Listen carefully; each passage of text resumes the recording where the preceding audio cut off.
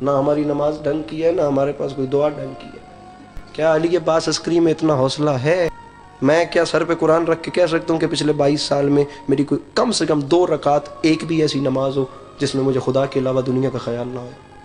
کوئی ایک بندہ تو ایسا ہو جو زمانے کے امام کو گواہ بنا کے کہے جی میں بتانے کو تیار ہوں کہ میری زندگی کی وہ نماز ایک ایسی ہے، واجب کو چھوڑ دیں، کوئی ایسی نماز جس میں مجھے خدا کے علاوہ دنیا کا خیال نہیں آیا۔ ہماری نمازیں روح عبادت سے خالی ہو چکی ہیں۔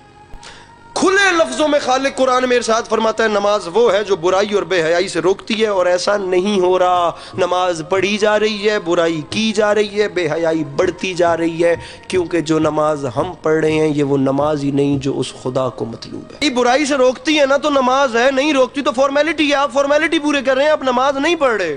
اب قرآن کے نظریے سے ہم کیسے جھٹلائیں کہ نماز وہ ہے جو برائی سے روکتی ہے؟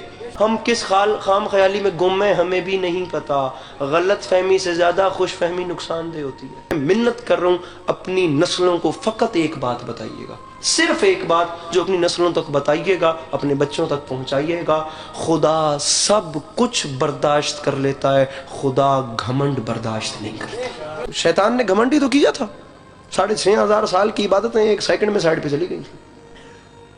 گھمنڈ تک وہ ذات برداشت۔ جناب لقمان نے اپنے بیٹے کو جو درس دیا تھا اپنی زندگی میں، اتنے بڑی شخصیت نے فرمایا صرف ایک کام یاد رکھنا، خدا کا خوف اپنے اندر سے ختم نہ کرنا، چاہے پورے کائنات بھر کی نیکیاں بھی تمہارے دامن میں کیوں نہ ہو، اور خدا کی رحمت سے مایوس نہ ہونا، چاہے کائنات آدم و عالم کے گناہ بھی تمہارے دامن میں کیوں نہ ہو۔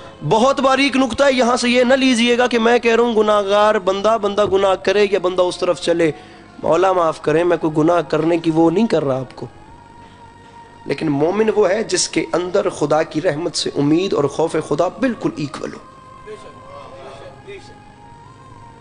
نہ وہ خوف خدا کے سامنے مایوس ہو جائے کہ میری رحمت، یہ مایوسی بھی کفر ہے، اور نہ وہ اتنا خوش فہم ہو جائے جی میں کربلا سے ہو کے آیا ہوں، جی میں سب سے بڑا مومن ہوں، میں نے بڑا جلسہ کروایا، ابھی حج کر کے آئے ہیں، جی بہت بڑے ہم لوگ مومن ہیں، بہت بڑی ہم نے ماتم داری کروائی ہے۔ یہ چیز بھی نہیں کرنی۔ میرے چھٹے تاجدار ولایت نے فرمایا، معصوم فرماتے ہیں ایک وقت میں مسجد میں 2 لوگ داخل ہوئے، ایک عابد ایک فاسق۔ میرے چھٹے بادشاہ سامعین گرامی فرماتے ہیں فاسق اور عابد اکٹھے مسجد میں داخل ہوئے، کچھ دیر کے بعد نماز پڑھ کے جب دونوں باہر نکلے تو جو فاسق تھا وہ مومن ہو چکا تھا، اور جو عابد تھا وہ فاسق ہو چکا تھا۔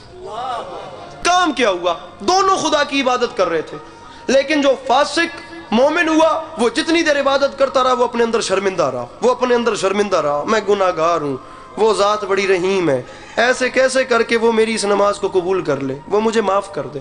وہ اسی سوچ میں 1 سیکنڈ کے بیچ میں مومن ہو گیا، اور جو عابد گیا تھا وہ فاسق ہو گیا۔ اس کے اندر اس کی نمازوں کا گھمنڈ ہی بڑا تھا کہ یہ دیکھ رہا ہے، یہ آج آیا ہے، میں روز مسجد میں آتا ہوں، یہ آج آیا ہے، اسے پتہ ہے میرے سر پہ محراب ہے، یہ آج آیا ہے لیکن اسے پتہ ہے میں بہت لمبی نمازیں پڑھتا ہوں۔ سامعین گرامی وہ ذات کہیں بھی نہیں کہتی یہی فلسفہ استغفار ہے، وہ نہیں کہتی کہ ٹکریں مار مار کے استغفار یا توبہ توبہ توبہ بولو۔ وہ فرماتا ہے تو جتنا بھی گناہگار ہے نا میری بارگاہ میں آ کر ایک بار ایسے صدق کے دل سے صرف پشیمان بھی ہو جانا، میں تجھے معاف کر دوں گا۔